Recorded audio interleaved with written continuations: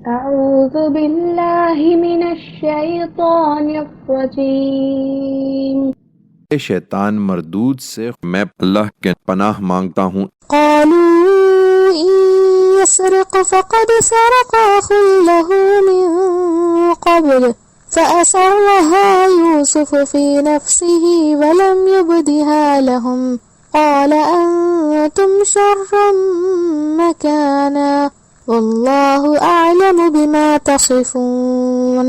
بھائیوں نے یہ دیکھا تو کہا اگر یہ چوری کرے تو کچھ تعجب کی بات نہیں ہے، اس سے پہلے اس کا ایک بھائی بھی چوری کر چکا ہے۔